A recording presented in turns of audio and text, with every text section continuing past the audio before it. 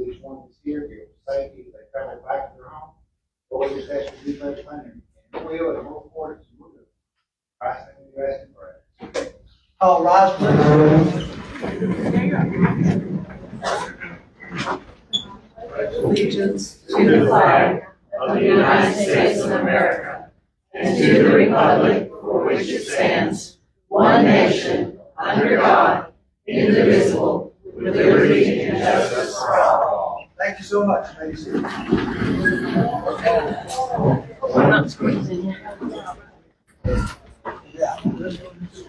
All right, I hope everybody's had an opportunity to look over the agenda. If so, I'd like to entertain a motion for approval. I have a motion to approve. Do I hear a second? A second. All those in favor say aye. Aye. Being none opposed, motion carries. Next on the agenda is our consent agenda. Several items for our consideration, and I hope everybody's had an opportunity to look over these as well. We have approval of the July 8, 2024 regular meeting minutes. We have approval of the July 8, 2024 closed session minutes. The approval of the MOA-NC Administrative Office of the Courts in Yancey County DSS Safe Babies Court. Approval of the amendment MOU between North Carolina Department of Homeland, DHHS, and Yancey County from May 24, date correction. And then we have approval of the Yancey County revised capital project ordinance number 2 for the Community Development Block Grant. That's the coronavirus program, the CDBG CV Community Resource Center, and substance payments. Then we have approval of the WWAMI support letter for the USDA Housing Preservation Grant, which I think will be one of our presentations here in a few minutes.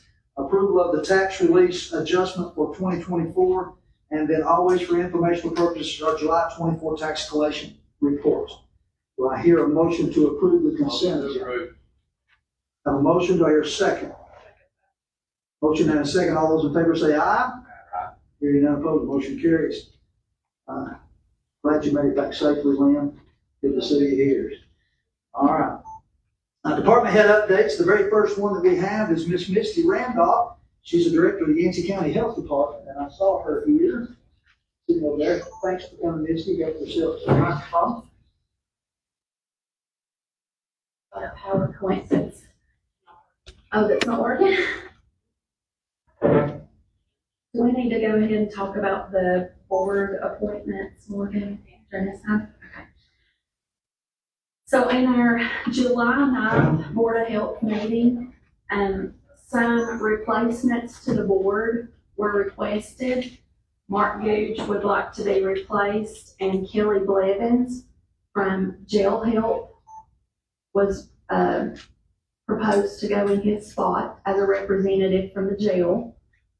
And then Christy Bryant was proposed to go into Clay Carroll's spot from the Board of Health. And so we just need approval. We got it from the Board of Health. Now we need approval from the commissioners to send out those appointment letters. So we have recommendations for the Board of Health for these two nominees, these two seats for the remainder of their term. Is that correct? Yes. Okay. And that would be replacing Clay Carroll with Christy Bryant and replacing Mark Googe with Kelly Blevins. That's correct. Do I hear a motion? Motion approved. I have a motion. Do I hear a second? Those in favor say aye. Hearing none opposed, motion carries.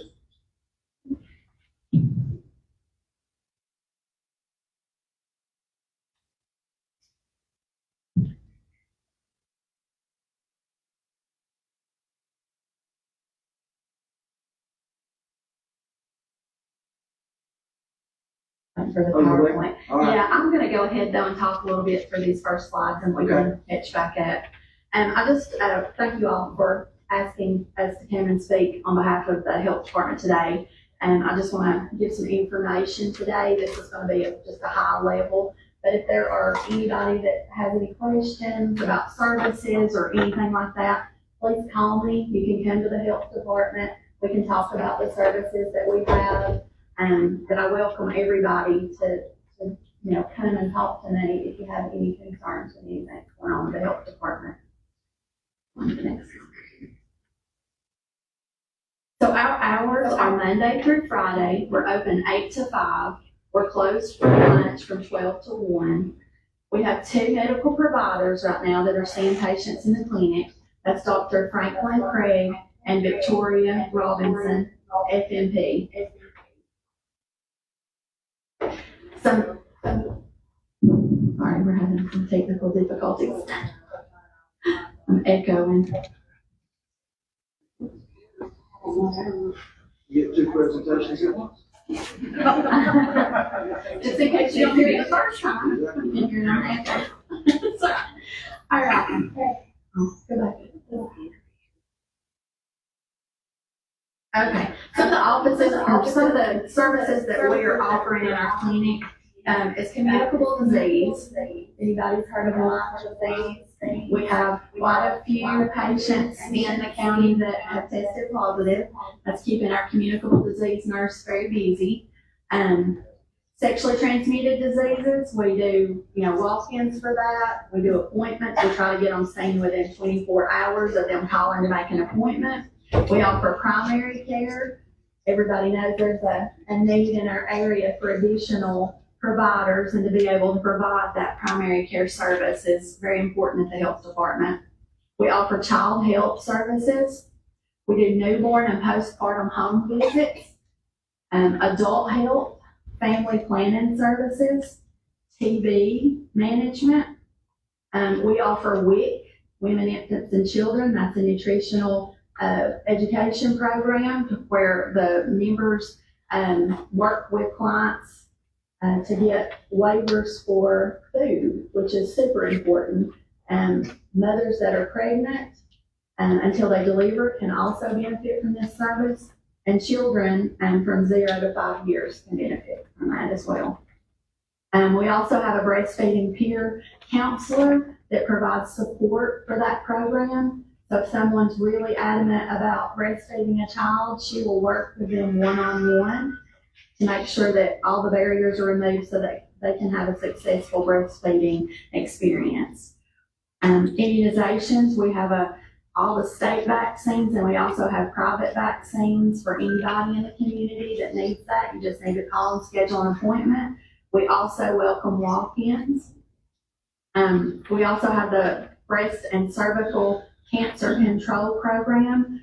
The state funds us for that so that we can help around 11 women get a mammogram, and then diagnostic mammogram if needed, and then on to getting their BSEP Medicaid. So we have a program that helps women from all facets of that, and also for cervical cancer if they have a PAP that comes back bad. And these are women that are uninsured or extremely underinsured that we will help. And there's a screening process to that. We also offer laboratory services. So if your providers may be in Asheville and they want you to be fasting for a test, well, you can call and schedule an appointment with the health department and not have to drive all the way back to Asheville. You just need to have a doctor's order to be able to do that. We offer drug screens.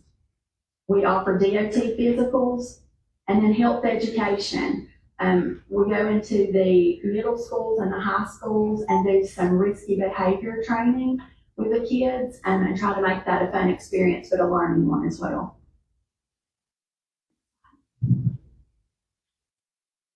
Our environmental health services, we do food inspections on all the food establishments in Yancey County, septic permitting, well permitting, water analysis. We actually do some water analysis at the health department. So if you're interested in that, that's a service that you can fill out a form, collect a water sample, pay a fee, and we will analyze your water for you.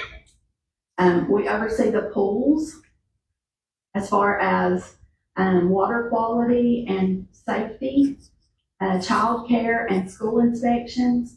They inspect the tattoo parlors that try to open up, lead investigations. If we have a child come in for lead testing and their lead is high, they actually go to the home and do an inspection to try to find out what the kid's getting a hold of that they're ingesting the lead, and then try to work through that with them.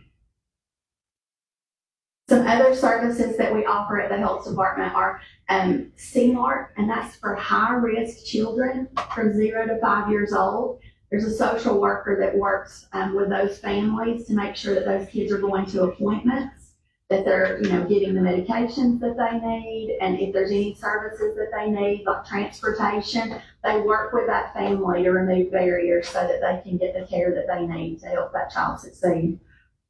Same thing with SimHeart, that's for high-risk pregnancies. So if we get a referral from a doctor saying, this patient's a high risk and we want you to follow her, then that social worker touches base with her and makes sure she's going to her appointments, that she has food that she needs to eat to make sure that, the baby she's carrying is healthy as well. We run the child fatality prevention team.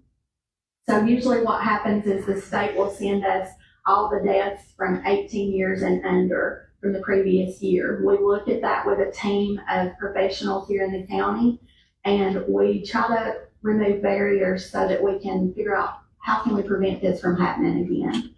So that team involves DSS, and we, sit down and try to implement things that we can help the community where the death will not happen again, so we can prevent some things.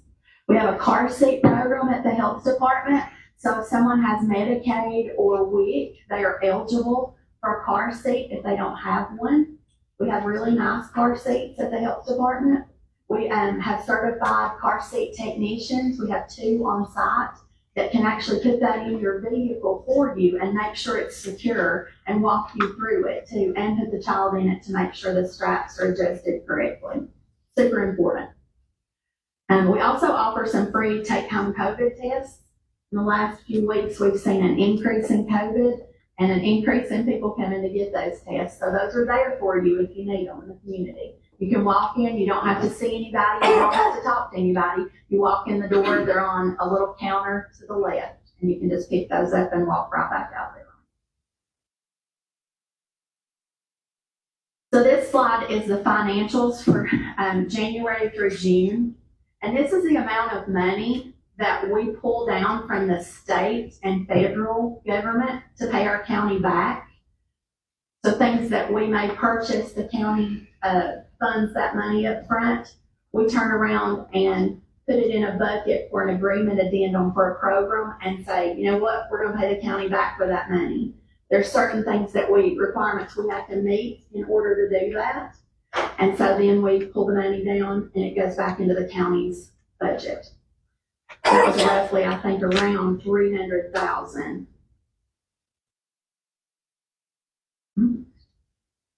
And this is showing our clinic visits by month. The blue line, that's the majority of our patients right now, is adult health. Gray is going to be child health visits. So we're on an average adult health, we're seeing about roughly 80 patients a month. Child health, it's about 20 a month plus. And of course, we've been seeing more this month because kids are getting ready to go back to school. So we've gotten a lot of physicals, a lot of immunizations this month, and we'll see that probably through next month as well. We did last year. This also has our family planning visits, our VSEP visits, and STD visits on that. You can see we're staying steadily busy. Oh, sorry, my slide's down. That's okay. I'll see what's happening. If you put the arrow button down, it's, yeah. Oh, yours isn't advancing. Okay, well, I talked about it anyway. We're currently supporting 18 staff at the health department. I think when I came on, there was 5. That was in, I think there was a 5. 3, 4, 5. 6. Oh, yeah. So we've added quite a few staff. In order to run those programs, you have to have staff in order, to run them and show evidence to be able to pull that money down and pay the county back. We've been awarded iPads for environmental health from Foothills ARPA. That's the money that was gifted for a lot of these other programs that I'm going to talk about too, and different wins that we've had, like the iPad that was for interpretive services. We have someone to come in that speaks sign language. We can log into this app, and there'll be someone there within just a matter of minutes that can help that person sign language, they'll interpret. It's wonderful. And also, I think there's 50-something other languages that they interpret for. So it's a really good program. We were awarded that for free. Cure MD training for our billing specialists at the health department. That was awarded also through ARPA. Our community health improvement plan, which is called CHIP, and the SOCH, which is the State of County Health.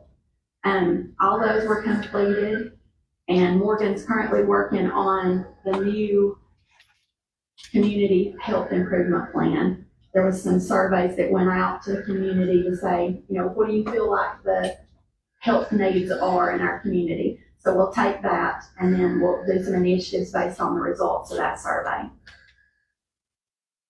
We do have 340B drugs for STD and CD available at the health department. We have Narcan that's stocked in our medication room. We've also donated some to our community paramedic to keep on hand, and also to the jail. We've donated some that was all free. We have installed 29 security cameras at the health department, which is a building that the county owns.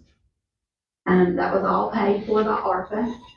Environmental health records becoming electronic. We're in the last phases of that right now. That was a very expensive project, but it was a huge need for our community to be able to access those online. And we're in the last stages of getting that to where everyone can have access to those. 1970, yeah, early, way before we were born, yeah. Yeah. Yeah. Yeah, well, it's paid for. We got it funded. So that was a major win. We've gotten numerous Surface Pros for, one for the community paramedic that works with EMS, and we work with him as well. So it was a nice thing to be able to, intermingle those services, EMS and the county health department. We've got Health Stream education. Yearly education is required for staff that are working in the medical field for EMS or the health department. And so that was a really nice thing that ARPA funded for us for quite a few years so that we can have that paid for. Policies have been created for all the programs that we have running, which was a huge undertaking. The generator's installed. I think they've got to do a couple of tests on it, and it's ready to roll. So all the vaccines that are on site will have a backup, so we won't lose all those vaccines if the power goes out. That was something that was definitely needed. We've got ADA doors for the health department entrances and bathrooms. So now if someone comes on a walker or wheelchair, they push a button and the doors will open for them. That was not available until ARPA funded that for us. We've got some providers now credentialed from insurance. That is a huge undertaking as well, if anybody's had any experience with that. There's a lot of insurance companies, and if you're not in network with them, they don't want to pay you for the visits. So that was a big undertaking, and we've got a lot of insurances credentialed for Dr. Craig and Victoria now.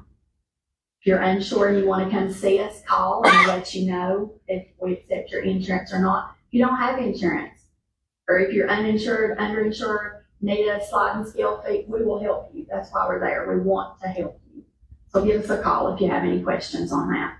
We also have a certified vaccine rabies vaccinator now through the Humane Society. We had to appoint one of those and go through a process, and so they can offer additional clinics for rabies now.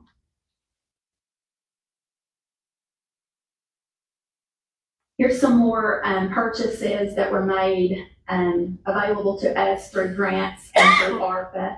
Some of this is for emergency management.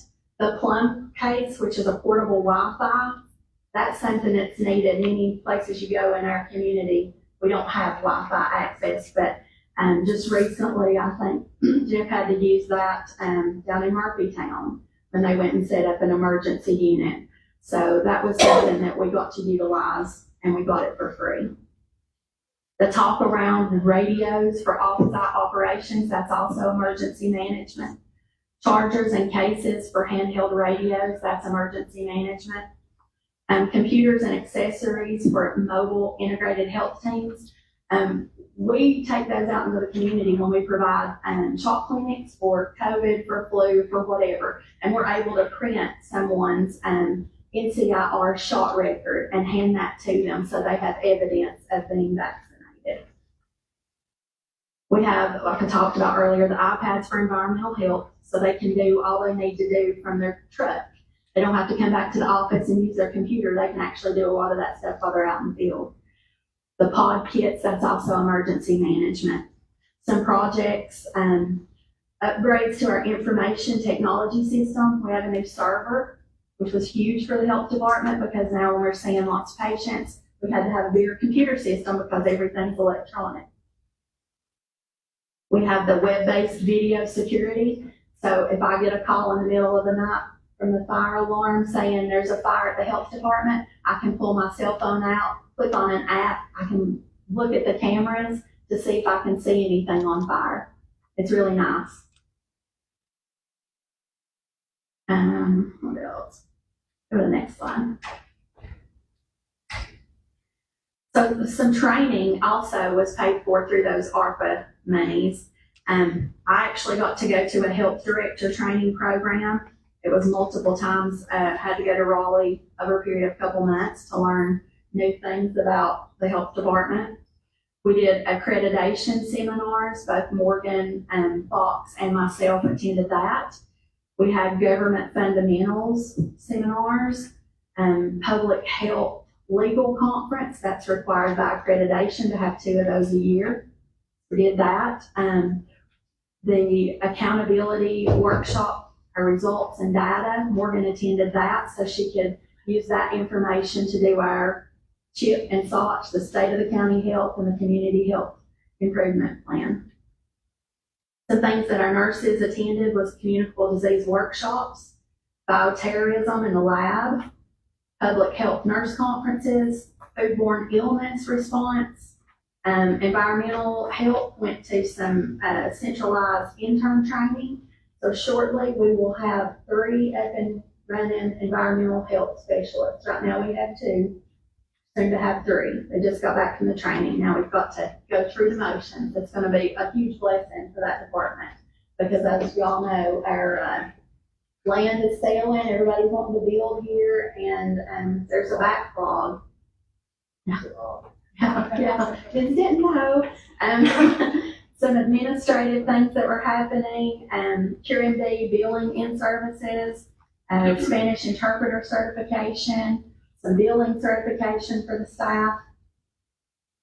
And that's pretty much it.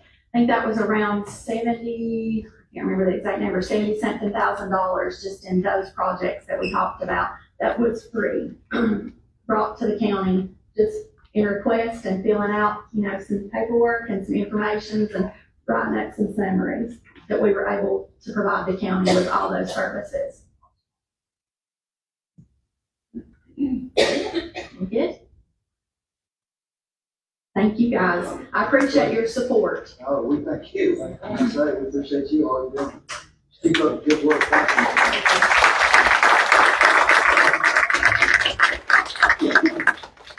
A lot going on too, that's for sure. And continuing to grow, which is you think? All right, next on our agenda, item number 6 is WWAMI. Ms. Brittany Luxton, Executive Director, and Sarah Freer, Director of Grant Writing. Here they are. Welcome, ladies. Thank you all for being here. Hey. My name is Brittany Luxton. I am the Executive Director of WWAMI Community Action. I have been the Executive Director for about a year. Prior to that, I was a Finance Director for about 13 years. And so I just wanted to update you guys on some things that WWAMI's doing. So first, we're celebrating 60 years this year. We started in 1964 and brought a lot of programs that we have now into the area. We operate various housing programs, investing at least $25,000 into each home just because of the conditions of the homes, to get the home safe and healthy for families. We also work really hard to preserve the homes that we have in the community, because most homes are generational. So like grandma lives in them, kids live in them, things like that. We have a total family development program, which works with a whole family case management approach. And we give goal coaching, financial support, family, so say like somebody wants to go back to school, we help them with that, try to keep them on track. We also have a program that's been new this year, is our Bridges program. And this program works to provide a handout to those who need it to stay stable. For example, a gentleman who works hard to provide for his family suddenly fell ill and misses work, and you miss pay. We can help on that in between. So like say you need your light bill paid just in that in between time, we have a program that assists with that. In the past fiscal year, our fiscal year runs July 1st to June 30th. So in 23-24, we worked on 17 homes in Yancey County. 6 received weatherization, and 6 of them we replaced heating systems. 2 families worked towards self-sufficiency goals, and that's with our total family development program. 1 of them completed education, gained employment, and rose above poverty. 13 households received financial assistance through the Bridges program to help maintain their overall stability. These families need like a financial handout with utilities, car repairs, rent, just something that might throw you off your paycheck to paycheck.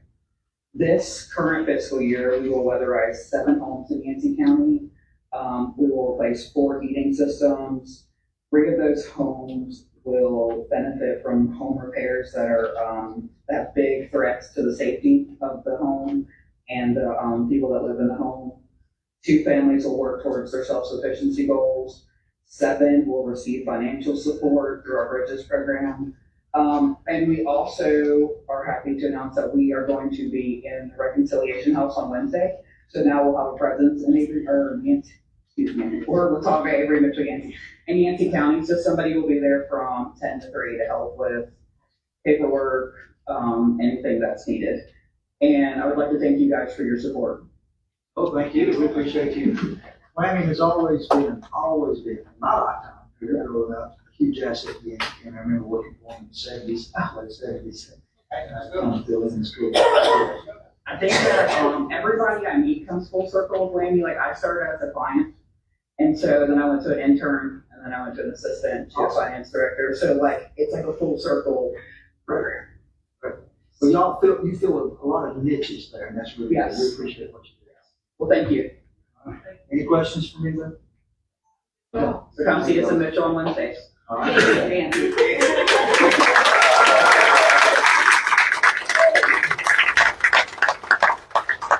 All right, next on the agenda, Miss Lucy Wilson, Sunshine. Is Lucy here? There she is. Turn my head that far.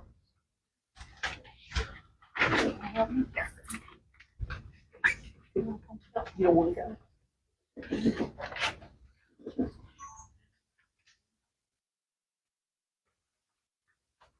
Thank you all for having us. Thank you for coming, Lucy. We appreciate it. Yeah, right.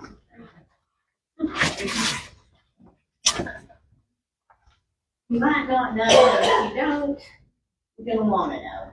My buddy, Dan. How you doing? Robinson, give him a round of applause.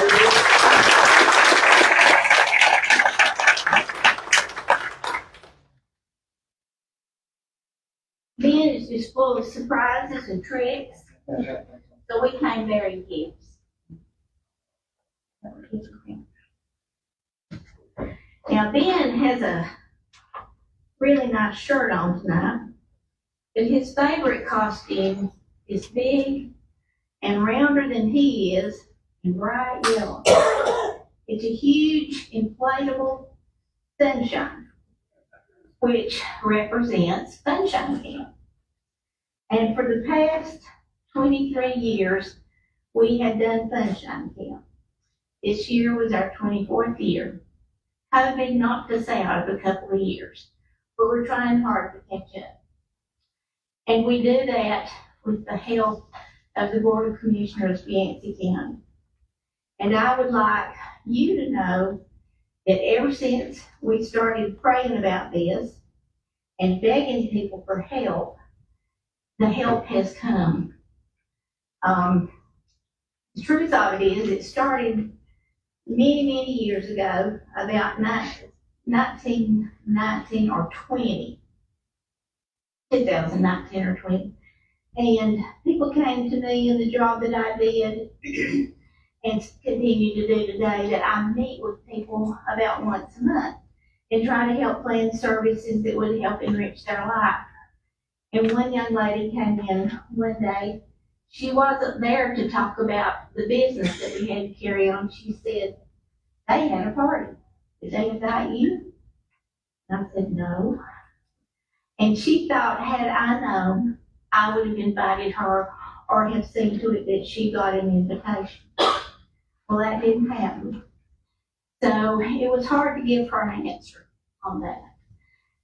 The same week, I had a young man come in, and he said, they had a party. Did they invite you? And I said, no. So he was downhearted and a long face, and I thought, you know, something surely can be done to help this. And I didn't know anything to do about it, but started praying. And in my personal life, that's what I have to do when I have a problem. The only thing that works for me. Can't depend on myself much, because if the Lord's leading me through a lot of alleys. Well, some friends started praying with me about that, and so we decided that we could just get a bunch of people together that wanted to play and have fun, but we had no place to do it. So I came before the Board of Commissioners at the time and explained what we were trying to do. They had beautiful Toe River campground, and they said, well, sure, you can go up there and y'all can play in the river and have fun. And it just sounded like a great thing. They were very supportive. And that same spirit has remained in Yancey County all these years. That beautiful park has been provided to people with disabilities of many kinds for all these years at no charge. So you're taxpayers, and I'm a taxpayer a little bit. So give yourself a pat on the back or a round of applause because you have supported Sunshine. Please give yourself.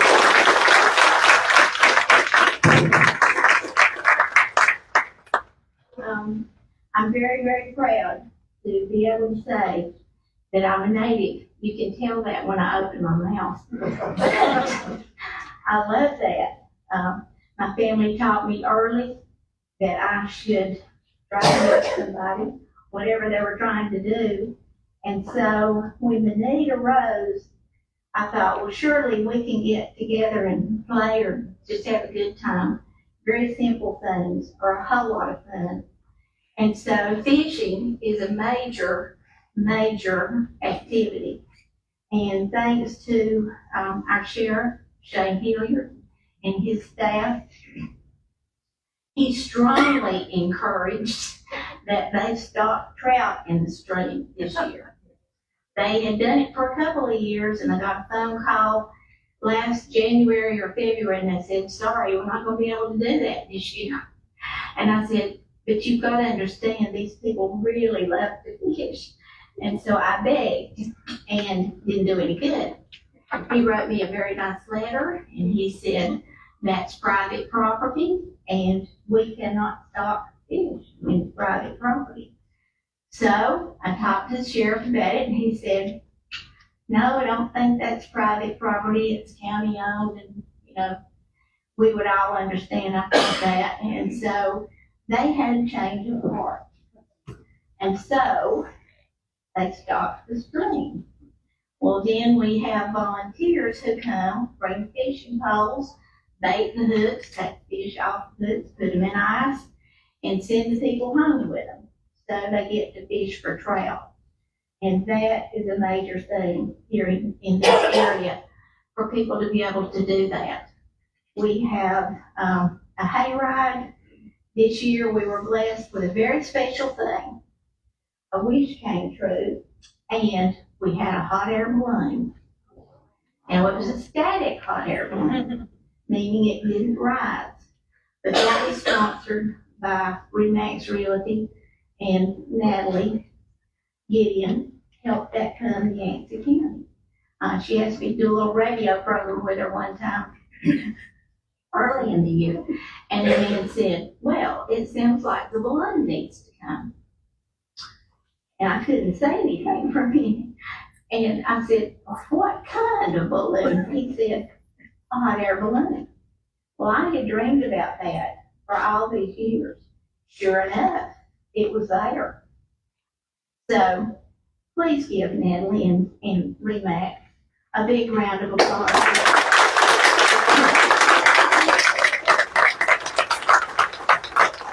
It was very beautiful, and it was very different, and something new to come to the county. And pictures were made, and before the gentleman left, his name's Lee, he said, you know, we could bring the real hot air balloon next year. I said, the one that flies? And he said, yes. It would depend on the time of day, and safety issues would have to be met.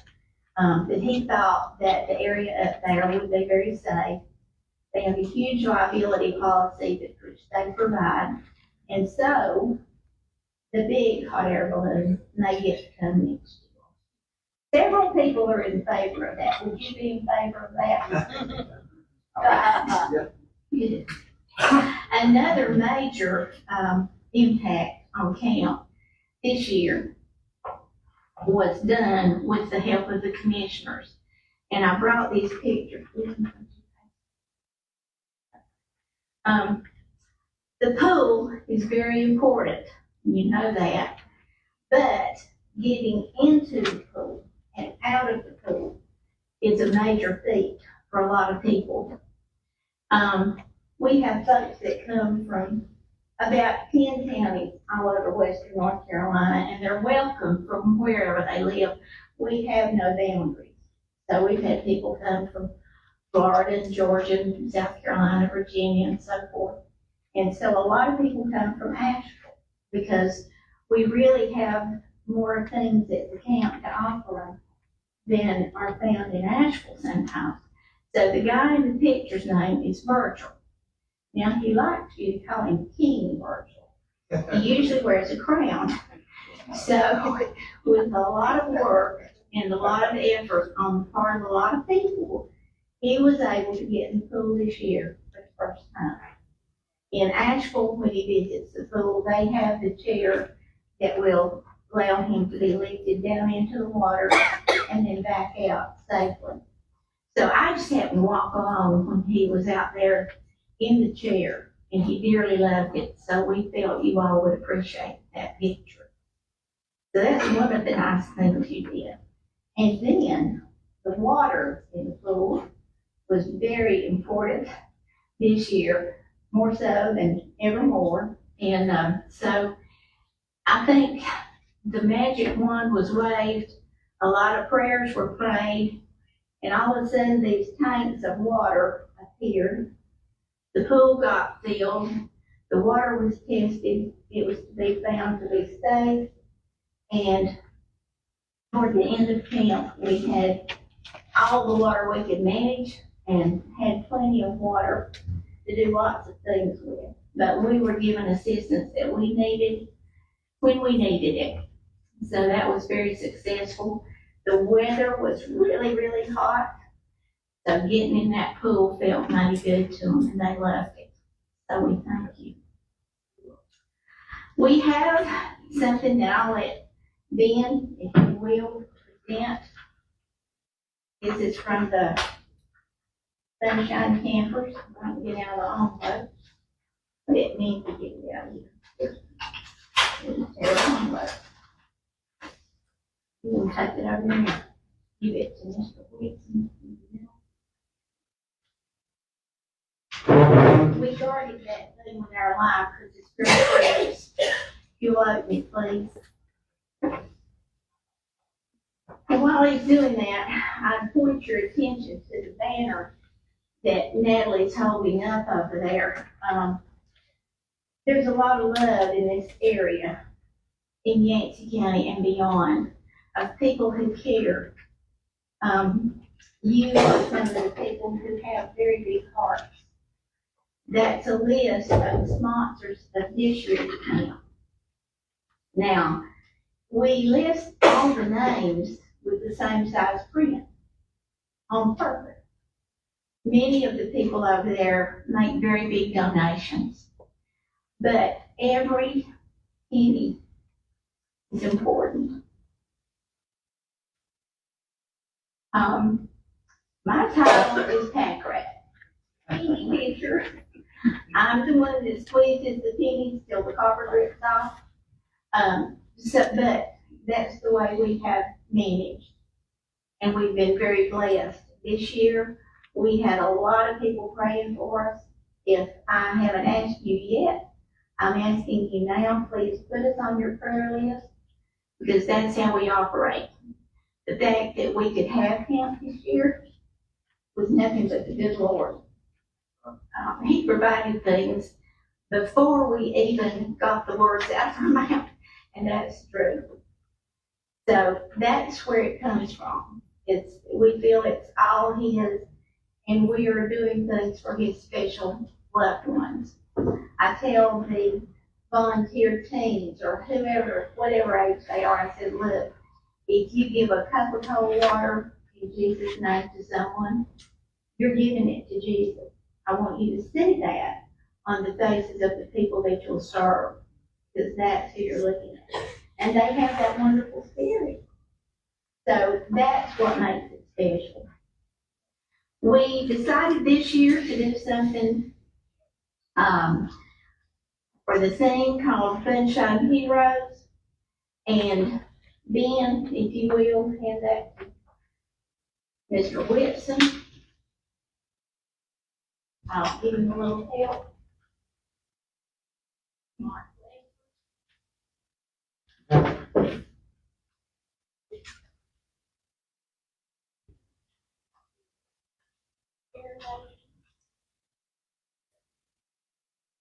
If you'll open that and hold it up, a couple of people in the room already have one.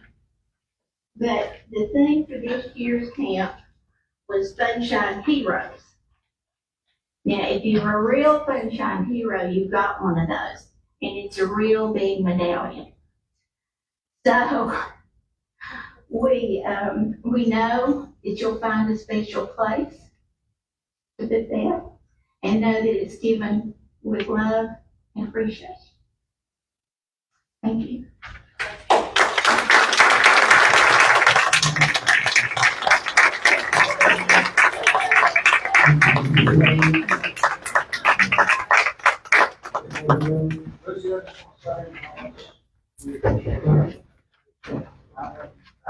It's unbelievable what you do and the sacrifices that you make.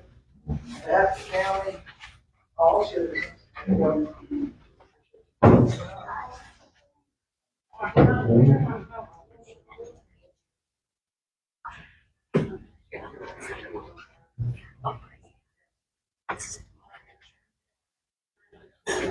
Go.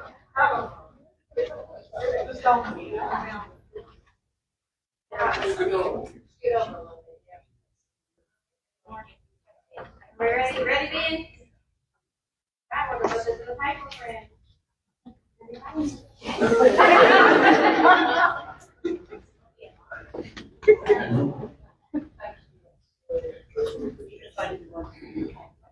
All the volunteers, thank y'all for everything. All right, so we are taking names of volunteers for next year. Just in case you want to sign on the dotted line. We appreciate it. Thank you, Lucy. Appreciate you. That's a boost of encouragement right there. Appreciate it. All right, next, I think we have a whole big, huge stack of things here. Mr. McIntosh is our interim tax director, administrator. Danny, come on, we've got some requested tax refund rate application for the property use value, I think it is. and then also some other business to take care of. And I think this is just the start of seeing you on a regular basis. Well, the first of good things tonight from the health department, from Wayne, and the Camp Sunshine, and I'm sorry, fun's over. This is, about it, but, I did see Ben breakdance on the square. Where'd he go? Where'd he go? But, that was a treat. All right, so we'll start with the, Mitchell Yancey Habitat for Humanity has, restoring a home in downtown Burnsville, and as a result of recent turnovers in staff and new volunteers and some of those administrative things, they neglected to timely complete a property tax exemption for this property, for 2024. Excuse me, the filing time was through March. They got this to me in August after the bill had already been created. So this is a request from them for the commissioner to approve a late application, which would in turn create a release situation in a tax bill that's already been created. That's an amount of $689.33. So I would like to have a motion and a vote on this. You want to approve or disapprove? Motion to approve application. We have a motion to approve this application. Do I hear a second? Motion and a second. All those in favor say aye. Aye. Hearing none opposed, motion carried. The next one is one of, there's going to be several, I'm sure going to come up over the next 4, 5, 6 months probably. And this is for a property located east on 5208 East US Highway 19E. As a result of Board of Equalization and Review hearing, it was determined that the property was listed with excess land. So this is a refundable situation, and there was excess tax collected in the amount of $877.16. The property owner did request in writing that the excess tax be refunded, and the assessor's opinion is that a refund is indicated and recommended in the amount of $877.16. I need a motion to vote on that. Do I hear a motion to approve? Do I have a motion? Do I hear a second? Motion and a second. All those in favor say aye. Aye. Hearing none opposed, motion carried.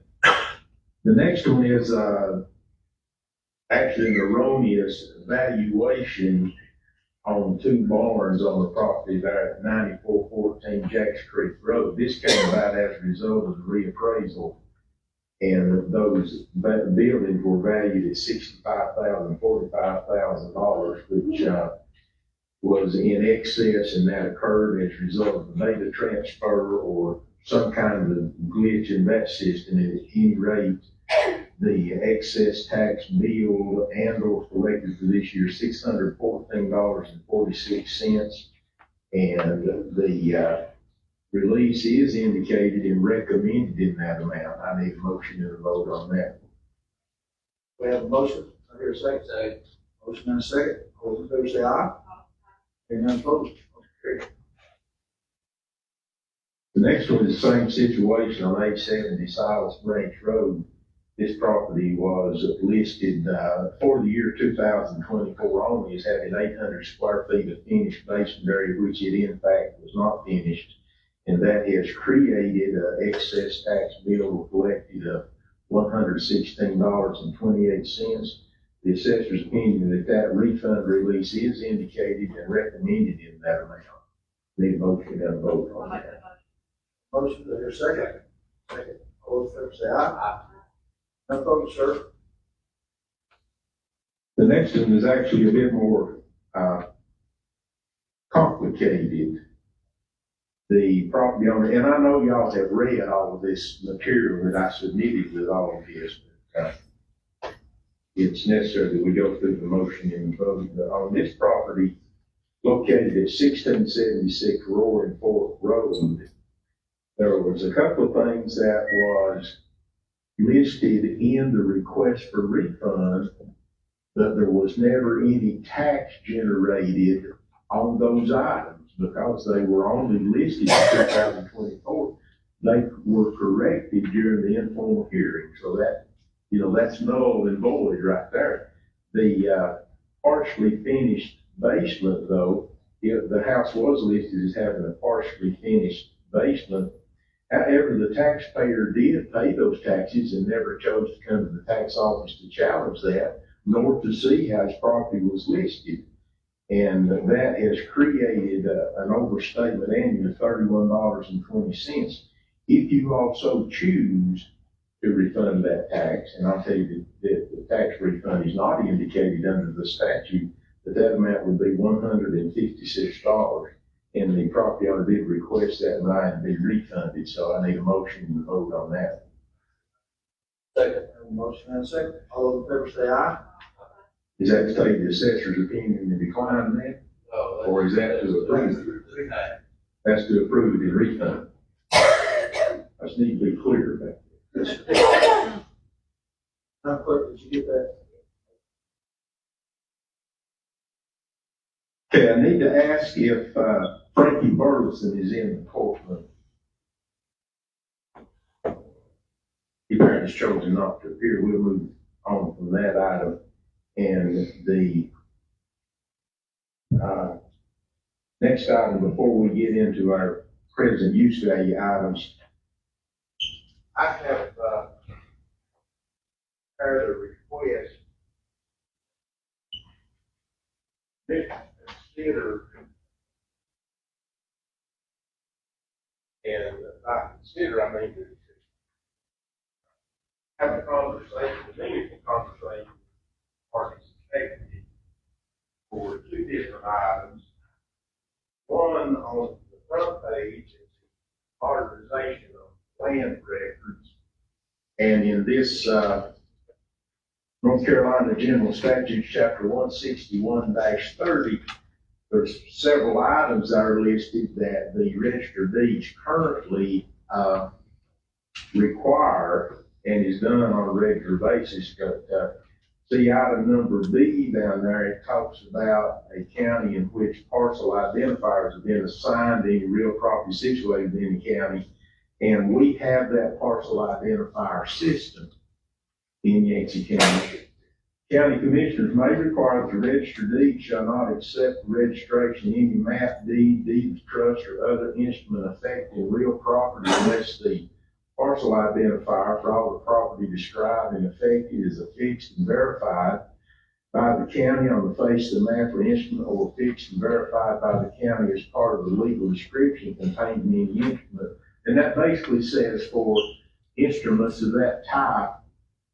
And I'm not sure if that includes all these instruments, if you can specify which instruments. Basically, the ones that actually causes trouble for the tax office are deeds. Deeds that are prepared without parcel numbers, incorrect parcel numbers, missing addresses of the purchaser who's going to get a tax bill. Some of these kind of things cause us a tremendous amount of trouble. They can be found, they can be chased down. It takes a lot of staff time. And, so We have four of this package. we picked up, we've been picking up and looking at examples of that kind of thing during some of the board DNR hearings. So I'm just putting that request out there. And the second part of that is on page 2. Under Chapter 161, Section 31, tax certification, on May the 3rd, 2011, Yancey County adopted a resolution to require that deeds not be recorded unless the tax office certified that the taxes had been paid. A second part of that is that the exception to the tax certification is that if this statement, on most deeds, it's a block that is checked or just a statement, that says delinquent taxes, if any, to be paid by the closing attorney to the county tax collector upon disbursement of closing proceeds. That works most of the time.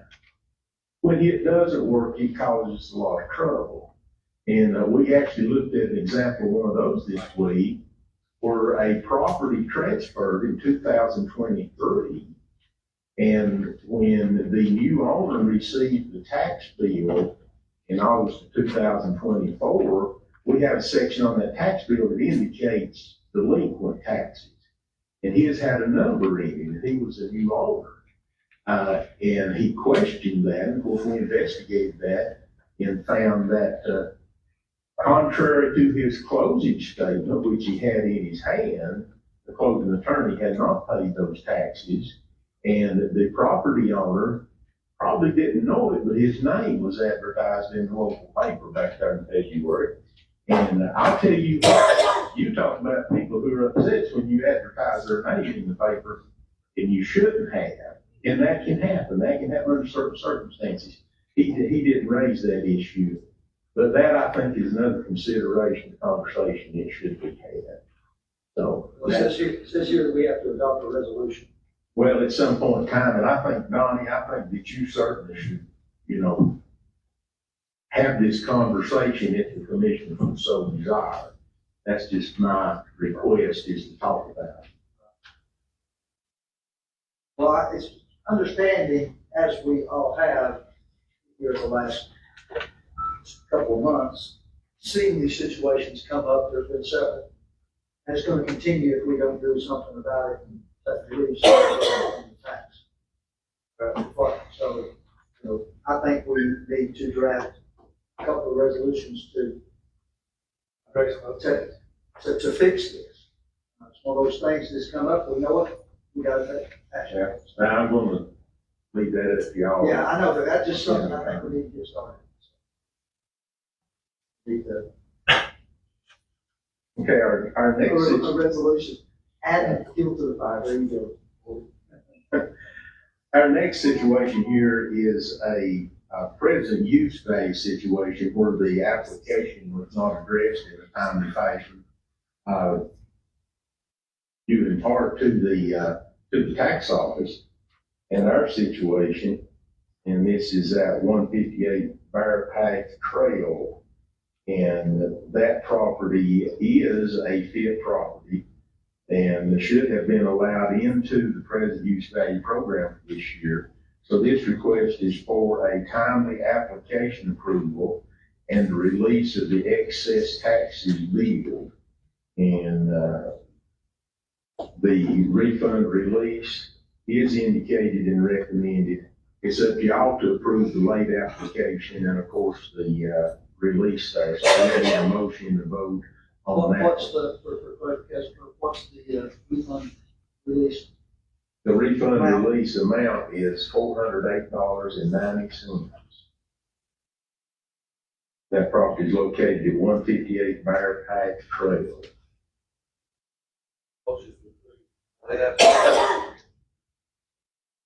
All right, I have a motion to approve the application. And a second, all those in favor say aye. Hearing none opposed, motion carries. Now we need a motion to approve the, if so desired, the refund release for 4089. Their motion, second, and a second. All those in favor say aye. Aye. Hearing none opposed, motion carries. This next one is a 40.45 acre tract situated there on Cavallelli Lane. It's in basically the same situation. The application was present in the tax office, was not reacted to in a timely fashion, and it did create a excess tax bill and or collected. So this request is to approve a late application and to approve that the excess tax of $1,068.48 be released and or refunded. Again, we have two things to make motions on. Do I hear a motion for the late application to be accepted? Motion for late application. Motion and a second. All those in favor say aye. And then opposed, motion carries. Next will be the refund of $1,000 to $1,068.40. Your motion? A motion and a second on the end of the paper, Madam Clerk, you take a pick to the, which is which. All those in favor say aye. Aye. Hearing none opposed, motion carries. Or you can give me the signal if I get to going too fast. Is it going pretty well? This situation is essentially the same situation on a 17.27 acre tract located at 606 McKinney Road. And this application also was found within the tax office files. It was filed in a timely manner, but it was not approved. So this request is for late application approval and release the excess taxes. The excess taxes are $385.89. Motion and a second. All those in favor say aye. Aye. Hearing none opposed, motion carries. And then, to release the refund, $385.89. Do I hear a motion? Your second? Second. All those in favor say aye. Aye. None opposed, sir. The next one is basically that same situation. And it is a 50.35 acre tract situated at 795 John Henry Road. The request is for the approval of a late application, and it's a request to release or refund the excess tax bill and or collected of $989.52. See a pattern here. Somebody like to make a motion? Motion. Motion and a second. All those in favor say aye. Aye. Then we Motion No, to release no. taxes. We have a motion to release taxes. And a second. In favor? Any opposed? Motion carries. The last situation for tonight of this type is a 59.72 acre tract at 674 Riverview Road. Basically the same situation. The application was there, it was not reacted to, and therefore not approved in a timely manner, so the request is for approval of a late application and the release of the excess taxes bill in the amount of $3,034.20. All right. Do I hear? Yeah. Have a motion to approve the application and a second. All those in favor say aye. And stated in the second. The release for the tax release, $3,034.26. Do I hear David on the motion? Second. Second, all those in favor say aye. Aye. None opposed. I would say at this point that the reappraisal of the Board of Equalization and Review is proceeding as expected. I'd be happy to answer any questions any of the board members might have. Well, we're there every week. We're understanding it more and more and more. And Continuing to do what we've done here tonight. I appreciate y'all's due diligence in that effort, but we are doing it every day, as you said. Thank you. Thank you, Danny. We'll see you again in a few minutes. All right. Next on the agenda is our county manager's report. I'd like to welcome you back from out west. Yeah, glad you caught your flight. Glad your flight was not late. Glad you made it. How fast did you go from Hendersonville to here? We won't say. From 5 o'clock up We there. have some long There's law enforcement. Okay. Self-incrimination. All right. Thank you, Lynn. Yeah.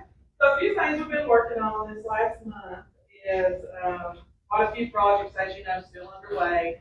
We've met with DEQ and had an assessment of our projects and where we're at, because we have over $10 million in projects out of the state appropriations money.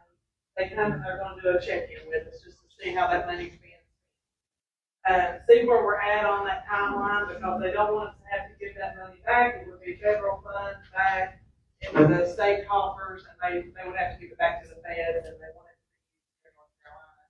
We want it to be used here in Yankton County. So everything's on time. We got a gold star on that for us. Everything's been on point. As you guys know, we've had conversations with the state library system, and Amber was on that call as well. Just kind of kicked off where we were at. And get some conversation moving forward. So, the grants and different things will be coming up pretty soon. To put our name in the hat for next year, that usually comes around in September, October, different things. Just kind of like the DHHS system with the health department and other state monies that we receive. A lot of those go in October, September, October. So we'll be staying on the timeline. We haven't missed a deadline yet of any kind. They reassured us of that. The Cardinal system, which is $500 a year. We can still participate in all that. Should be the deadlines that we missed up to this point. Also, we are still moving forward. As you guys know, Morgan received a grant for the county, and I want to give her kudos again for that, for the old bank building. And we have architect plans and design. Our architect has since, we found out, stepped out on his own and doing it on his own, but trying to see where our plans lie with him and the company he was working with. So we've reached out, the plan's already done, so it's just kind of moving forward on the bids and design and stuff on that. Design's there. It's just if any of the contractors had questions and stuff, his design, he would be able to handle that to the report. $650,000. We had to match it $32,000 out of the $650,000. Over. And then we did receive, or received the money for $50,000 for the grant that we did. The training, the 9 weeks training. So that's fixing to move forward. Do want to let you guys know that the bids on and all those have went out. The pre-bid is done on the Ray Court Park. That is due this Friday, the 16th at 10:30 a.m. here in our county manager's office. Because the board of NR will be going on in the commissioner's boardroom, but we look forward to opening those bids, and then if we need to rebid, that would be posted. And I think the date's already down, maybe like the 24th or something, but you want to check that. Hopefully we won't have to rebid. We'll get 3 bids and be able to move forward on that. So that is due this Friday, the 16th at 10:30. And that's for the Ray Court Park, doing the last phase up there with the card at money. This should not be.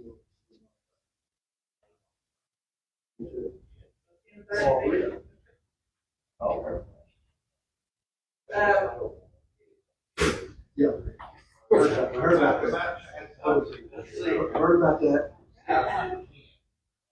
Well, I can't say anything. You're the second. Okay, so one other thing is Duke Energy is trying to, we signed an easement, 8 months ago for them to put the poles up there at the landfill. And now they're coming back to us saying, hey, that wasn't the best design that we had. We want to do it like this. We've changed our plans a little bit. So I did meet up there with them, and as we're closing down the old landfill part, they're going to have to drill some wells. These guys are wanting to put up poles, and so I'm just trying to make sure everything's in the spot that everything can coincide together. So I did meet the Duke Energy guys up there, and want them to meet with our Anchors QDA's folks, just to make sure on the well. They just want to move them. They want to put in about 4 more poles, but move them closer to the road. So it's all pretty much within close distance proximity to that roadway. That way they don't have to cut into trees, and they don't have to go as far out to fix stuff.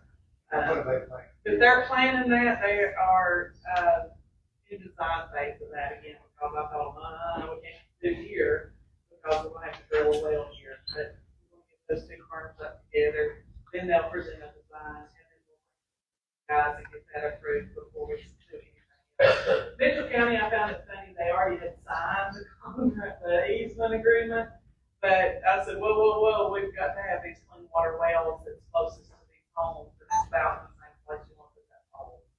So I think he's going back to the drawing board and redesign we move forward with bringing it forward. So that's where we're at on that. Did meet with Malin up there about the parking lot design in the back of the planetarium. They needed more parking space. That our biggest concern is parking space is great, but we want to make sure that nobody can accidentally drive around into that transfer station of the night and drive off into one of those trailers into that pit. So we worry about keeping that closed off to where we don't get fined for garbage being on the floor, somebody going up there and just dumping a truckload after 5 o'clock to 4:30, or somebody getting hurt, so. Well, we met up there, right, we met up there talking about the front entrance gate, but we're gonna probably need to put up some gates on both sides of that. We have one a little further down, but it probably needs to be put up. They have It access? needs to be under a gate, those are being pretty bad, wouldn't hurt. Have access from the, that part, and over there, get the backside where we come. Right now, they do, backside. Is that the second gate you're talking about? Okay. Yeah, we're gonna have to have something where we cut off this entrance, but now we need to cut off this one. And it's back there at the Woody Debris. Right, for all the- Yeah. Stump dump. We just worry about somebody getting hurt, more than us getting fined, but they will fine us, you know. They come in. There's a Walmart bag up there on the floor, like, they, you know, get their hands pretty hard, if it just blows up out of the trailer and onto the floor, so. We're trying to keep everything covered and the way it's supposed to be, but somebody could literally drive off in there if it's dark. And that's when they're going, when it's dark, because that's their place. Get turned around. Well, we've had some conversation, nothing's been said at this time. We have met with our folks about, Republic guys, of course, with the CI guys, about helping them pay for free, well, where they tore up the, Republic tore up half the little, lift that goes out that push the trash over to make sure it gets all of the trailers. And so we had a conversation with Brandon, because when his guys came in at the very beginning, before we had our loaders, they kind of tore up the other half of the lift of that, steel layer. And so, we went back and forth with them, we'll pay for that, or we've got to fix that. That's something that has anything to do with our grade there. No, we just have to, it's just more manual labor, because when we push that trash into the trailer, it, you just come on one side, but also the biggest thing is it goes on into the trailer. Well, we have to go down there and scoop it up, you know, every trailer load. Did reach out to the state about the land on Baker's Creek again, so we're still in conversation with them. I reached out to Steve and not yet, no. But the wells, you know, they were looking at the new facility or the new Marshall Elementary School down there, Blue Ridge, about putting some wells there and working with the school board to see where they're, I'm working with the superintendent to see where the best place is.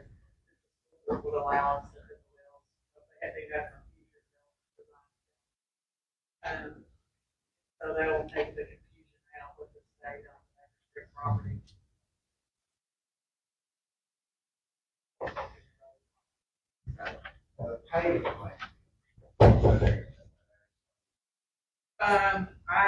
We have it in there to do, and we have let them know that that has been done, that that's on the books for this year, because the potholes is knee deep sometimes with the big trucks. We have let them know that that will be fixed, and we've got that group on standby. Whenever they can do it, the group will come up and test it.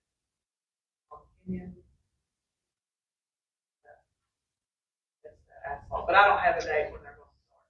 I'll try to get that. These light poles, like, property down. It's down below the gate, the light poles are below the gate. Before you get it.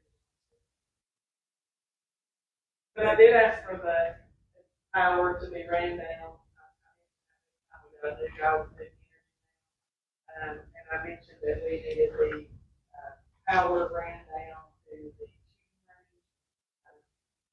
the highway patrol, Ayland, out there, the LED lamps, the sheriff's office, police department, the Marshall Police Department, different folks, one of their Mitchell and all of them, to train. And he acted like it was more noble shame, I don't know, kind of good to do before we.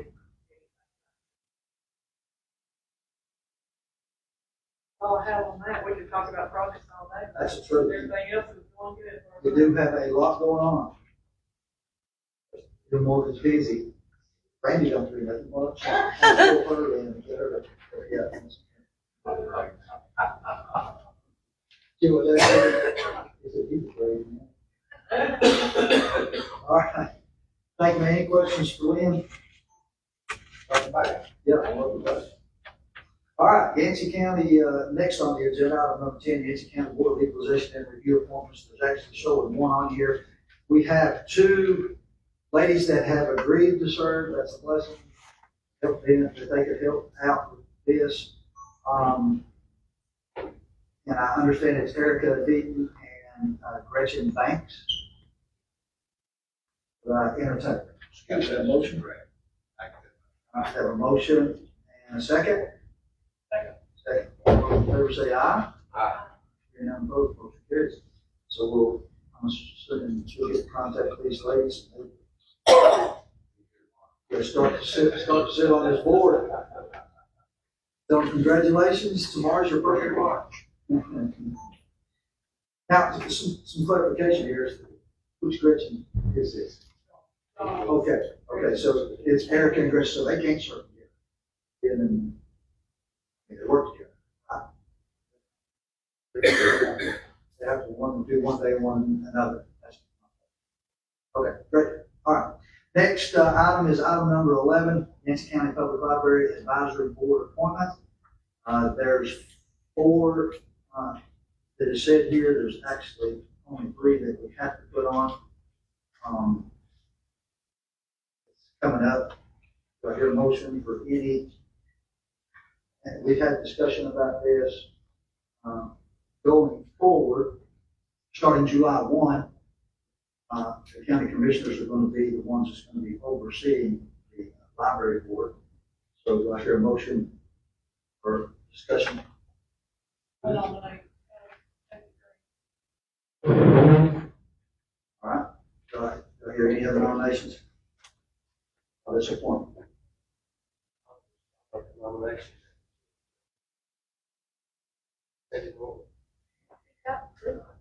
Did I nominate Sandy Norton? All right. I nominate Mark Ledford. So putting the commissioners on these 3 positions, and because that's the way it's going to be going forward, to get everybody understanding on the board. So we'll have a little bit of insight going in to this. So we have Mark and Sandy and Stacy. Do I hear a second on these 3 nominations? Second. All those in favor say aye. Aye. None opposed. Motion carries. Next, county commissioners report. Any commissioners have anything that they would like to speak about, talk about, comment on?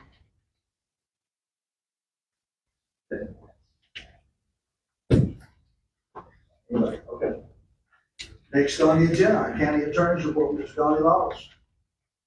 And he's got some things that we're doing with this, with the school board. I think I saw it come in. Go ahead, Mr. Laws. Edwin, if you want to come up to the podium, you may be able to add some historical references or some more present-day references. So what is on the agenda concerns the South Toe Volunteer Fire Department. Their site up on Highway 80. About 50 years ago, some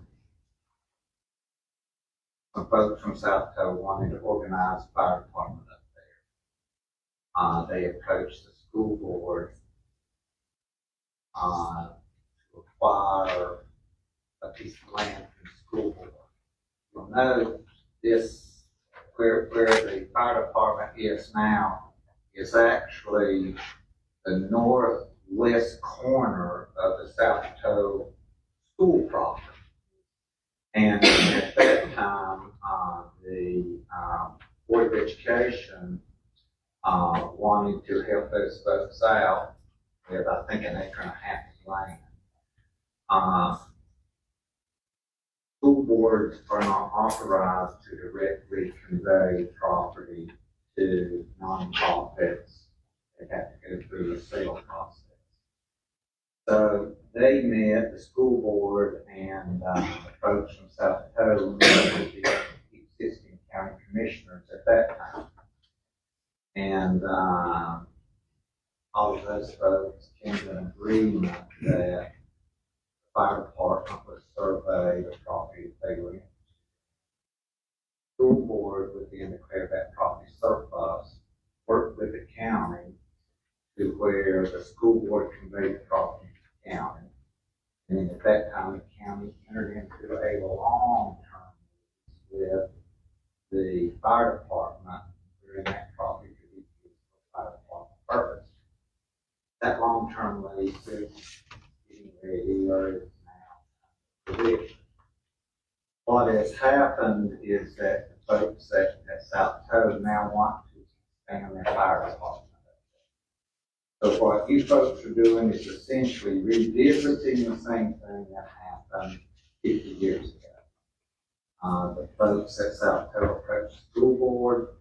The school board was very interested in helping those folks out. First of all, what the school board had declared is they needed to do an investigation to determine that property would no longer be used for school board purposes. What they declared surplus. Edwin and folks at the school board did an extensive investigation, determined that some property around the existing fire department up there would not be needed in the future for school purposes, and caused a survey to be done, worked with the folks at the fire department, and reviewed the survey, and I believe at the meeting in July, declared that property surplus. They entered into a resolution to that effect. And the superintendent then sent a letter over the county, which is all statutory procedure, that said we have declared this property as surplus property. The statute requires that before the school board could dispose of any surplus property, they have to offer it to the county commissioners to determine whether or not you want to acquire it from the school board. So that is the letter that is in your package. Now, it's my understanding that you all probably should proceed as a recommendation, much like happened 50 years ago. Accept that property from the school board. Once it comes into your hands, you have a much more liberal process that you can go through in getting that property over in the fire department's hands. You can convey the property to them, and you can put restrictions on it that the property has to be used for public purposes, emergency purposes, and those things. And as long as the fire department complies with that, then they can use the property. If they fail to comply with those conditions, property would revert back. So I think what is before you right now is to authorize either the chairman or the county manager to enter into negotiations with the school board for purposes of getting a deed to that property from the school board over into the county's hands. At that time, if you acquire that property, then negotiations with the fire department as to how you take that property. I think I've got all of that right, Chairman. That covers it completely. The biggest thing they're looking at is they can't apply for grants for new structure without having deed to the property. And they went out of their way to be as gracious as they can be. I mean, I realize they're wanting a piece of property, but it's a benefit to the community. It's a benefit actually to the public school because a lot of liability is taken away. And we did talk about some of the restrictions that we've already discussed with them, and everybody was in agreement there wasn't an issue. And our recommendation was we'd like to partner with them to be a positive influence on the community. Well, that's what we do. Place a question that we proceed as they cover. Move forward. Have a motion and a second. All those in favor say aye. And none opposed, motion carries. Thank you. We can get this ball rolling. I know they're excited about it. I get phone calls all the time. Well, so, yeah. Thank you, Edwin. Thank you, Mr. Ross. Appreciate that. Anything else, sir? Have anything else? All right. Next on the agenda is our public comment section. Get my report's ready. And as always, we lay down the ground rules of what we do. We have 9 speakers here tonight.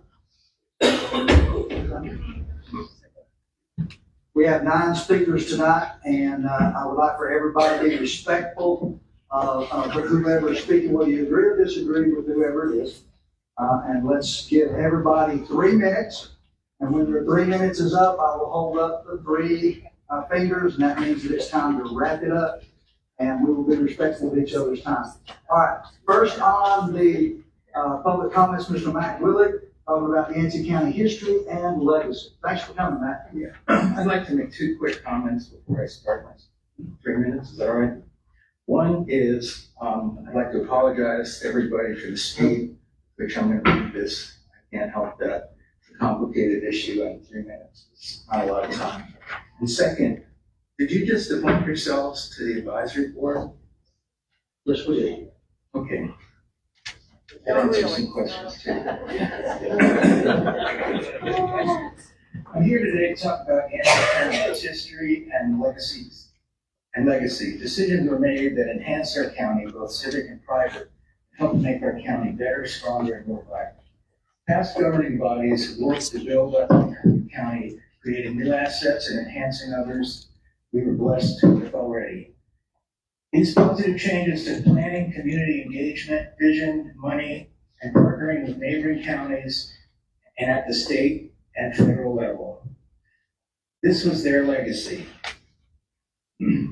Major effort was put forth to move and enhance our library. It's now and has been for years a successful, vital, important asset created by both civic and private money as well as state and federal money. It is a gem used by young and old, possessing many assets that help our community. Plaque on the wall honors the people that helped put that together, a lot of your friends and colleagues.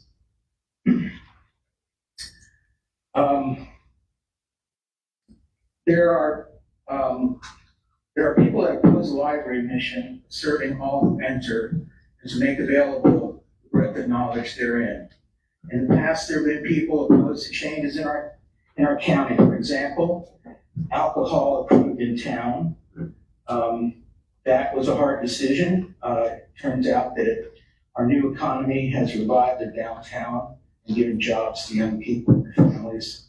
The town center, which a lot of people do not want to spend money on, which is now a really big asset for the town. There will always be, of course, things in an inclusive society that challenges people's beliefs and sensitivities that they will oppose, as is their right. There's been an effort, all of these things and more are possible through partnerships and financed by our tax money, our money, and state and federal funds, also our money. These funding sources have taken a big part of the burden off of our county finances and tax base. There's been an effort to refuse the benefit of partnerships and funding to make these things possible for our county. To date, there has been no explanation for this action other than so-called self-sufficiency and the observation that other counties have done it, which sounds more like an excuse than an explanation. There has been no argument for the benefits of the action against the detriment to the vital resource for this county and its citizens. Self-sufficiency is fine if it is sufficient. But as we know, that this asset cannot be maintained and will lose its materials and equipment and staff, which benefits no one. 3 minutes, sir. Thank you.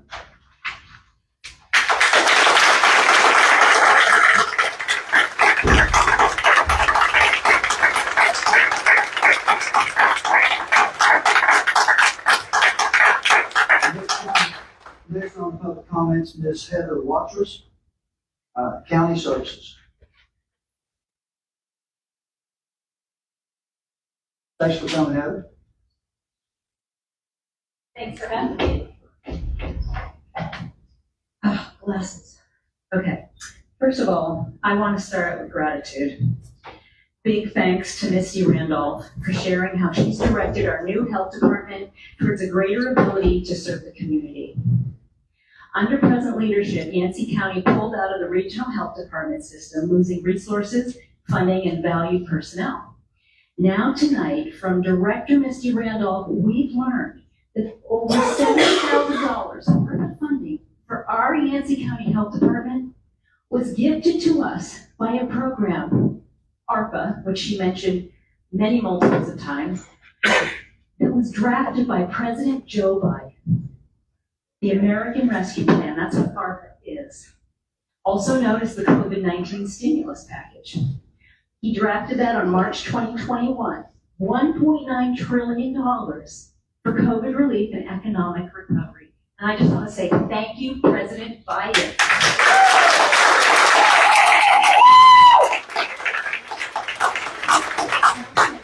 Similar withdrawal from the regional system, and we'll lose the resources and funding and valuable personnel, and we'll need to begin from the ground up too. I don't think the American Rescue Plan will cover it this time, but maybe we'll get lucky. All this breaking up and rebuilding of very, very successful county services with the intention of taking more county control. And yet, our county outsourced a tax assessor that does not know us and had a more suburban view of tax.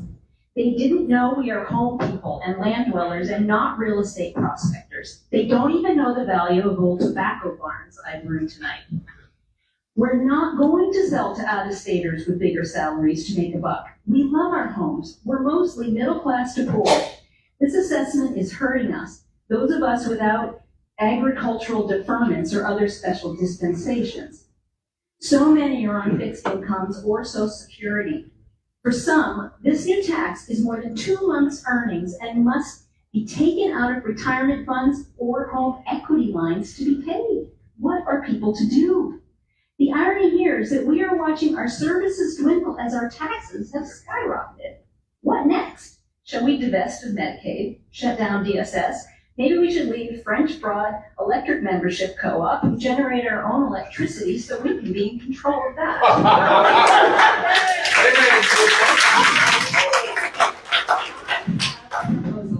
That we get a referendum vote added this November, that all Yancey County meetings, all commissioners meetings, all school board, board of education meetings, and any other meetings that are for to serve the public, to be recorded and live broadcast on Legs the Radio and archived online for all to access.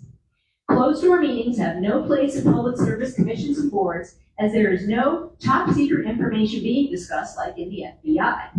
It's all stuff that can be talked about with no danger to anyone who hears it. 3 minutes, sir. Thank you. They say no man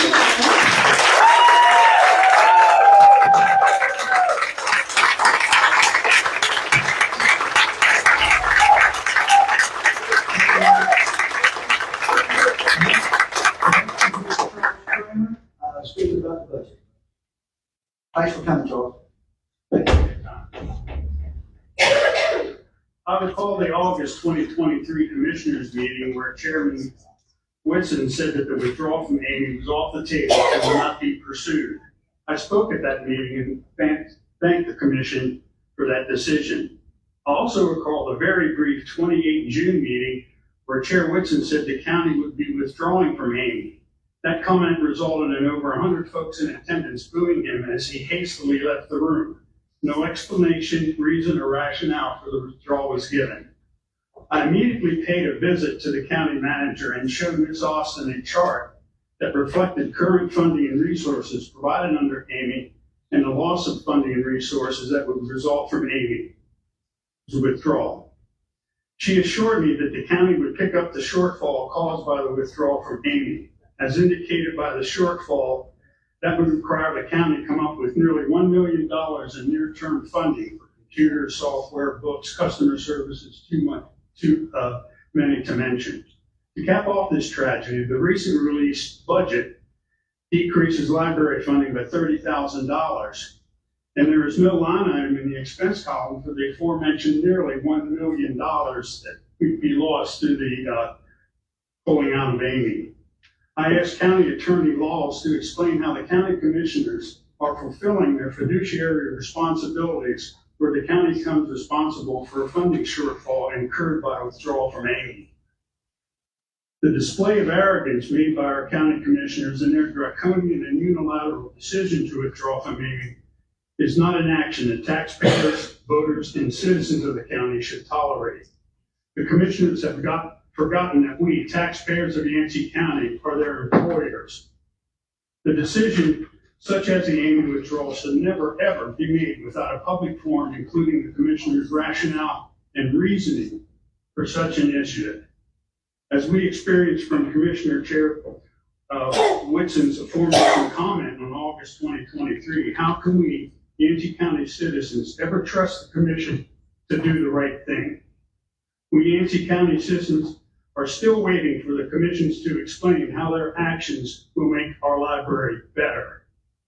In this great republic's democracy, arrogance should not be tolerated from our elected officials. Was recently advised that our library will cease allowing Yancey County citizens to check out books beginning January 2025. Its staff needs time to catalog the 31,000 plus books that will be returned to those libraries remaining in the Amy system. A conservative cost of $20 for each of those books gives you an idea of the impact that's going to have on the Yancey County budget. Thank you.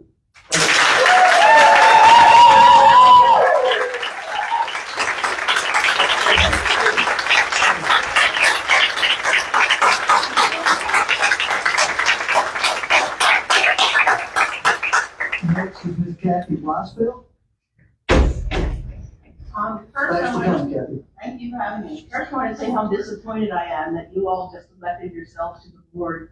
The board of the library should be representative of the entire community, not just all of you who already have so much to do. I don't understand why you also want to be on the library board.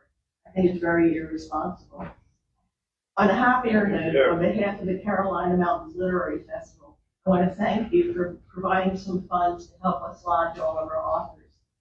Because the room is filled with people who care about books and reading, people with many interests and points of view, I want to take this opportunity to tell you all about the festival on September 5th through 7th. 25 authors with many interests, topics, and points of view will do free readings and discussions on Friday and Saturday. This year's theme is Joining Voices to encourage discussion and to build and support community. The festival begins on Thursday night with bread and tortillas, a free for all ages performance with music, dance, storytelling, and art by a group of people living in Kentucky, Appalachians, and Latin Americans. They show how different cultures work together and celebrate what they have in common. On Saturday, there will be a free special event for children and families. There are 4 3-hour running workshops in fiction, memoir, nonfiction, and poetry with a registration fee of $35. The Saturday night keynote with Indigenous authors Angelina Bolee and Nelson of Clapsaddle requires registration of $25. Go to cmlitfest.net to see the schedule, sign up to volunteer, donate, and register. On our bookmark is a logo designed by Chad Fox and the theme art of Joining Voices by local artist Robin Johnson McCain. The bookmark also lists authors. Would any of you like a bookmark?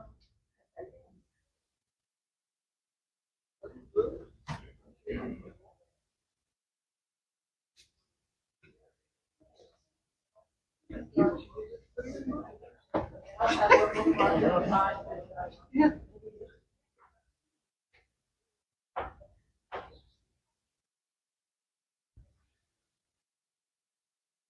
Hope to see you all too.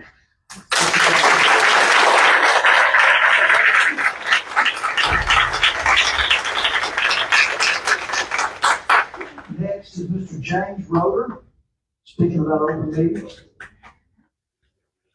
Thanks for coming, James. Thank you for having me. Good evening, Commissioners. I'd like to talk about Article 33C of Chapter 143 of the North Carolina General Statutes, the laws about open meetings. They start off with this paragraph.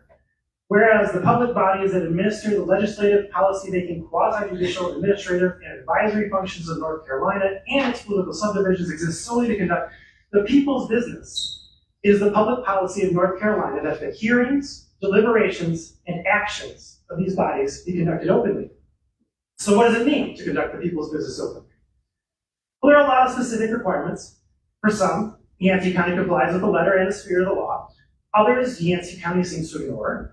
And it would seem that for some of the requirements, Yancey County may be trying to comply with the letter of the law while attempting to evade the spirit of the law, which it turns out is actually also against the letter of the law. We're ignoring the requirement in GS 143-318.12, Section 8, that requires notice of all special meetings to be posted to the county's website at least 48 hours before the meeting. Over the past year, I don't believe I've seen a single special meeting notice posted on the county's website. It's my understanding that if a citizen or group of citizens filed a lawsuit against the county for violation of the statute within the appropriate time frame, any actions taken by the commissioners at that special meeting could be declared null and void, besides costing the county plenty of legal costs. We also seem to be ignoring requirements around record keeping for closed sessions. Even closed sessions must be publicized, and a journal account must be kept of what happens in them, quote, so that a person not in attendance would have a reasonable understanding of what transpired. The only understanding I have of recently published closed sessions is, quote, the board did not take any action during closed session. And finally, about evading the spirit of the law. By statute, any time a majority of the commissioners discuss business of the county, that constitutes an official meeting. That's true even if the conversation happens in the hallway outside the courtroom, over a conference call, email. Official meetings must be announced and open to the public. On June 28th, commissioners held a special meeting in which they decided to leave the Amy Regional Library system without any discussion, simply motion, second, and vote. Are we to believe that you commissioners didn't discuss this beforehand? There was no mention of it in minutes since July of last year, when you stated that you couldn't leave the Amy Regional system. So it seems one of the following must be true. One, the decision to leave the library was so obvious that it didn't warrant any discussion. Or two, you discussed this in official meetings but didn't record it in minutes. Or three, you discussed this in conversations specifically intended to subvert open meetings laws. I don't know which it is, but this is just one example of what seems to be happening. I hope you'll remedy the easy fixes I laid out above and shed some light on the more concerning violations as state law requires. Thank you for your time. Thank you.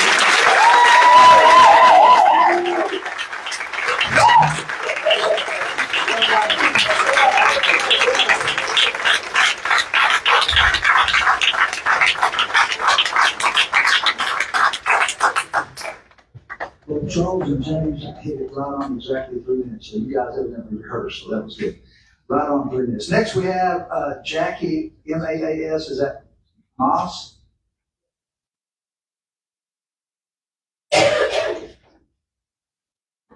Thanks for coming, ma'am. I appreciate your thanks. I would appreciate it much more if you responded to the needs and concerns of your constituents. You're right. I don't mean to preach to the choir, but I'd like to bring up a parable that seems very pertinent to the recent actions by these commissioners. So I'm going to preach. A lawyer, go take offense, has asked Jesus what he must do to guarantee that he will inherit eternal life. And Jesus answers in part, love your God with all your heart and soul, and love your neighbor as yourself. The lawyer, trying to hedge his bets, asks, exactly who is my neighbor? Jesus responds with the parable that we now call the Good Samaritan. It is only the Samaritan of all those who pass, the deeply feared enemy of the Jewish people, who pauses his journey to save the life of the Jew who was beaten and dying in a ditch. Question: exactly who is our neighbor?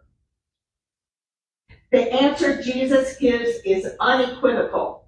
All people made in the image and likeness of God And so all people are our neighbors, even our most deeply feared enemies. Again, exactly who is our neighbor? People with skin lighter than yours, or darker.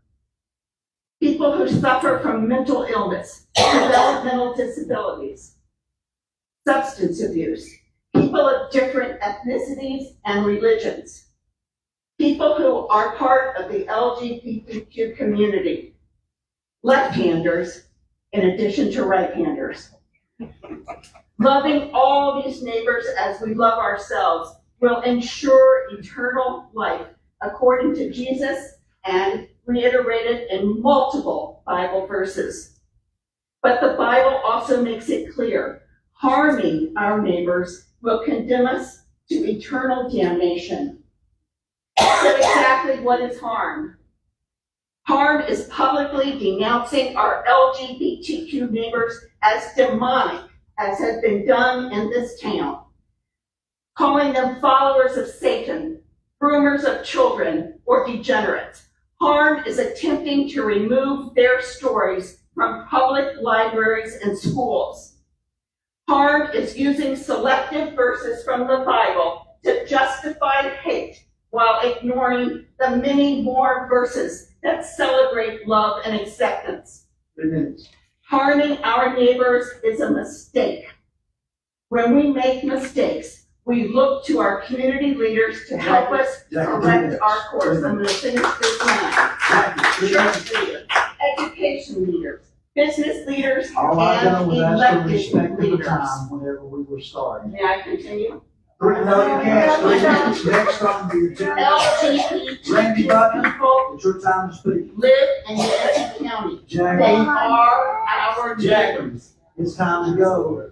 If We need to be Jesus were respectful. here, We need to there be would be respectful. tears in his eyes as he asked us Sir, to can I get her fix to sit this. down?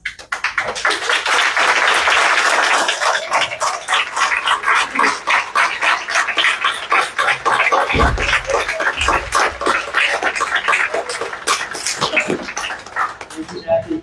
And I appreciate your comments, but we've got 3 minutes and that's time for everybody. I do appreciate you coming and speaking, and thank you. Randy, you got 3 minutes, thank you. I appreciate the Randy's opportunity. speaking on taxable photo session. I appreciate the opportunity to get up here. I just want to ask if y'all have had a chance to look at the way we're selling our tax delinquent properties because it's ridiculous. I just purchased one of these properties, went and bid $21,000. Do you realize the attorney company that's doing this kept $10,675,000 out of this thing? That's 50 point, I think, 6 or 8%.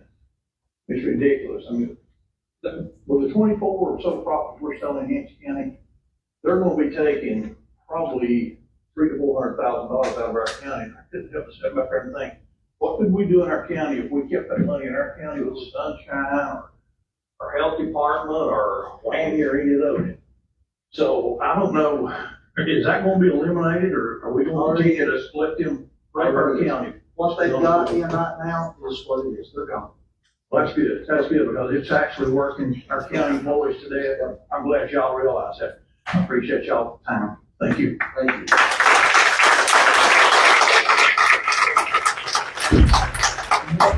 Next is Ms. Sue Clark. Is she here? She's speaking on transparency. What? Transparency. Thank you for coming, Sue. Thank you for having me. Thank you for the opportunity to speak. Absolutely. My comments will be brief, but on point. My concern is the lack of transparency that is being presented by the county commissioners. I know all of you have important duties for the Yancey County, and as elected officials, one of the most important roles you have is to be transparent to every citizen in the community. And maybe everyone will vote for you, but as county commissioners, I request that you take time to serve all of Yancey County residents without any personal agendas. I need you to listen to us as individuals.